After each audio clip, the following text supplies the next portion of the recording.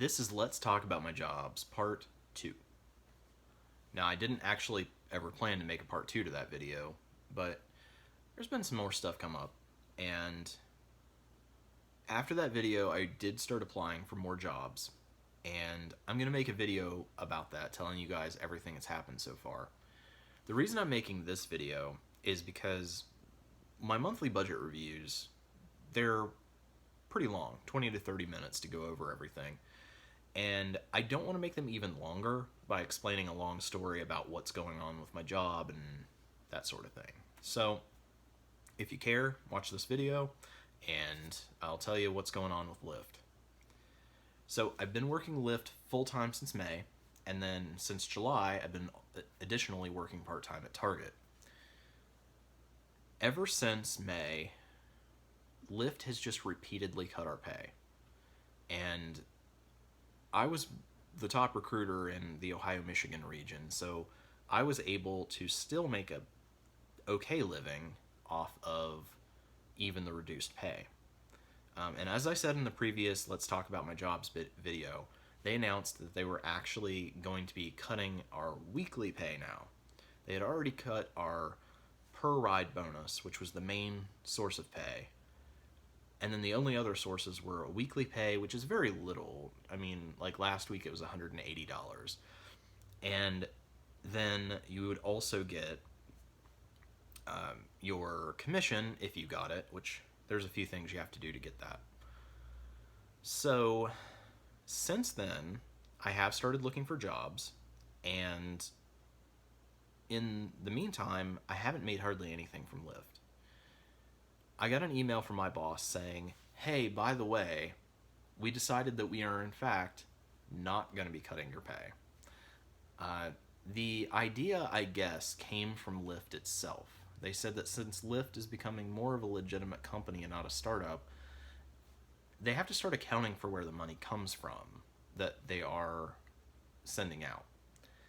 Doesn't make a lot of sense to me, but whatever. All right, so they then decide, in fact, that they are not going to be cutting that weekly pay, but that they're going to have to pay us for a certain period of time that weekly pay in a different manner. And at first we're told, hey, we're going to pay this to you in gift cards. So our boss comes into town and we're supposed to schedule an appointment to meet with him to get our gift cards. Well, I try to do that and he doesn't respond to me. And then on Saturday or so, I think of this past week, he's like, hey, actually, they're not going to be gift cards. They're going to be money orders. And I'm thinking, what kind of janky-ass organization is this? So, anyway, again, I say, hey, can we meet up? Can I get my pay? Because this is now Saturday. I was supposed to be paid on Monday. And then he emails back again, doesn't respond to me, but sends out a group message and says, hey, actually, it's just going to be on your pay, the regular method, on Monday. So on Monday, I got $180. Okay, now I'm a little confused because I'm like, okay, now is the $180 from 2 weeks ago that was supposed to be paid last Monday? Or is this a new $180? Like, did I make the same amount for 2 weeks and this is paid then? So I emailed him that, and he got back to me. He's like, no, this is what I was supposed to give you on the money order. So I'm like, okay, so you still haven't paid me for this past week then. And I haven't got any response to that. Well, then, oh, and I should say, they owe me $200, which I keep kind of bringing up and nothing ever happens. Back in June, I was the top recruiter for the Ohio-Michigan region, and because of that, I won a $100 gift card. I don't even know what it's to, but I think it's Amazon maybe. But anyway, every once in a while they bring it up and they're like, hey, we got to mail that out to you. So finally I reached out to my boss a few weeks ago and I was like, hey, I still haven't gotten this from June. And he checked with somebody and he said, yeah, I'm going to get it out in the mail to you. I put it in the mail this day along with your business cards, which they've been promising me since May. Nothing. It's been weeks. I've got nothing. So they lied to me about mailing that out. And then I'm also supposed to get another $100 gift card. I just found out about last week. They promoted me, which I think I mentioned in the other videos, but the promotion is not a promotion. They basically took away two of the responsibilities that we were supposed to be doing for our job and told us now that we're not allowed to do that until we're promoted. I'm the only one that's been promoted to this higher position, but there's no increase in pay. They only re-allow you to do the things that you were supposed to be doing before for the same pay. But when you get promoted, you get another $100 gift card. Well, I emailed my boss about it, and he's like, oh, well, actually, it's 25, or what is it, 25 activations plus something else to get that. He's like, I actually meant that you would have it from the point the program starts, you have to get 25 activations to get the gift card. And I'm like, okay, but like you just started, like my boss just started 2 or 3 weeks ago. And he's like, oh, you only have like 5 activations. I was like, no, dude, like I have 5 activations since you started. But here I have access to your Google Docs. Like I have the spreadsheets. I have like 38 activations. So I do qualify for this. And anyway, he's like, oh, well, I didn't mean that. And I have to check with somebody. Well, anyway, never got back to me about it. So I don't think I'm getting that one. On top of that, he emailed me a few days after that for a re-engagement bonus. Basically, I've been in this downward spiral with Lyft, partially involving some things that I've been doing and partially involving just Lyft. When I started out in May, I was doing probably 125 on average rides a week. And out of that, I'd get, I don't know, 10 or 20 leads. And out of that, I'd get maybe 5 to 10 people approved. And then most of those people would go out and do most of their rides. So I would get paid for the rides they did. Well, when I started working, well, I should say there was a little hiccup where I had a couple bad weeks there where like everybody I rode with already drove for Lyft. Then in July, I started working for Target, which really cut into the number of rides I was doing because I couldn't just go out 5 days a week in an 8-hour block.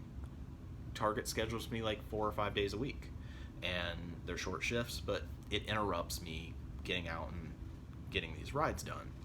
So I was doing fewer rides, still a lot, like 50 to 75 a week. And then I just, from what I'm finding, everyone drives for Lyft. Everyone knows to sign up for Lyft when they sign up for Uber. All of the Uber drivers who don't drive for Lyft either they either got rejected or they were on Lyft and didn't like it for whatever reason, or they were on Lyft and got kicked off, or, and this is a new one that within the last couple months, apparently there's been a lot more demand for rideshare in Columbus, so those who used to drive for both companies now only drive for Uber because Uber has more rides overall. It used to be that in order to sustain yourself, you had to use both apps. But now it seems like Uber has enough demand that people can just drive for Uber. And since they're getting more on there than they did on Lyft anyway, it just makes sense to only drive for them. So what I'm running into, like for example, I went out on, I don't even know what today is, Saturday. I went on Tuesday, I believe it was. I did like 30 rides. Went all around the city. Not one person in 30 people I could get as a lead. There were like 2 that only drove for Uber, but they were too busy with Uber. Everybody else drove for Lyft. It used to be in the past, they had set up a bonus structure for a while where in order to get the bonus, we had to get 1 in 4 of our rides had to result in a lead. Literally, that was impossible then. Now, let me back up a little bit. This email that I got from my boss about the re-engagement bonus, it is starting this past Monday, and for 14 days past that, I am able to get paid per ride. it's a per ride bonus. It's a temporary thing. $10 per ride. And then, of course, I'd get my commissions and stuff. But the $10 per ride only applies if 1 out of 10 results in a lead. Now, they've changed the definition of lead, where I have to get a lot more information and get the driver to do a lot more for that to count.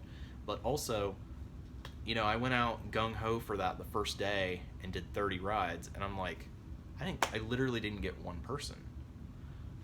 I don't know what it is. I mean, it's market saturation, of course. Maybe I recruited my way out of a job. I don't know.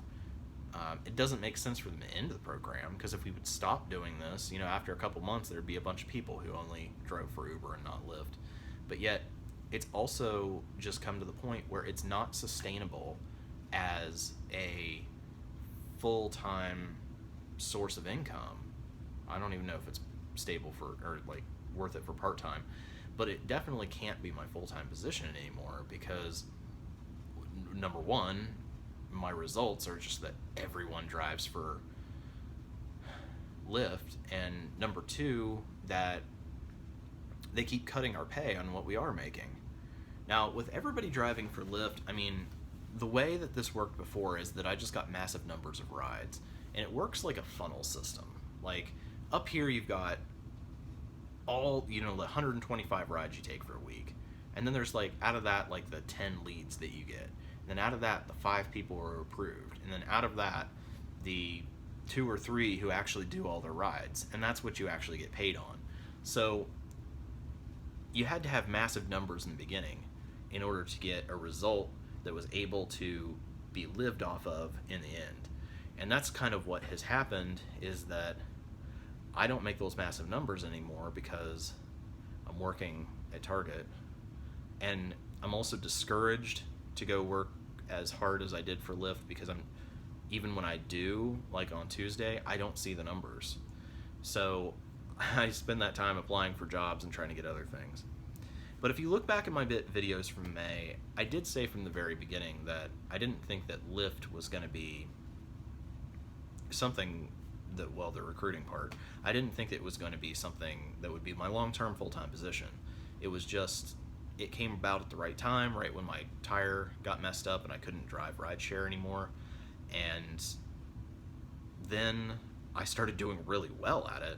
So like June and July especially, I was like, oh, wow, okay, this actually can be a full-time position, and I actually would make a lot more doing this than a regular job because I'm good at it. But if I'm out there recruiting, I gotta have people I can recruit. And that's just not really the case right now. So my thoughts on this are that I'm going to be much better off making Lyft a part-time thing. In order to stay in the program, you have to do 10 rides a week. That's really not a problem. I can do that. I mean, even if I'm just commuting to Target and back, that's 10 rides right there. I can't afford to give Lyft up entirely because I don't have my car fixed, and they provide me free transportation, so I need to stay in this program. But it also doesn't make sense to be part-time. I mean, I think I've made like $400 this month, where I used to make $2,000 or $3,000 or $4,000. I can't live off that. So what I'm going to do is I'm going to find a full-time position. I'll talk more in my job searching video about what exactly I have in mind, but I'm going to find a full-time position, and then I'm going to quit Target, and Lyft is going to be my part-time. So eliminating Target will, well, because basically if I get any job, Target's not going to want me there, because whatever hours I have to work are going to be the hours they need me there. So when I change my availability, they're probably either going to fire me, or they're just going to say, well, we're never going to schedule you then. But if I were to quit there, that frees up the time that I could, on a weekend or a evening off or something, I can go recruit for Lyft. And I'll do that. And I'll keep my free transportation. So with that being the case, I am filming 3 videos today. So the next video that goes, I'm going to put this video up. The next video that goes up is going to be here in a day or two. I'll have it up, and that's going to be my job searching. And ever since I made that let's talk about my jobs video, I've started applying for jobs again. I had an interview and I've got some leads. So I'm going to talk about what's going on with that so far. And so hopefully that fills you guys in a little bit, keeps that monthly budget video a little bit shorter. And here in a day or two, look out for my job searching part whatever video. I decided to just make it a series, and then that will go into more detail about what specific jobs I'm actually looking into.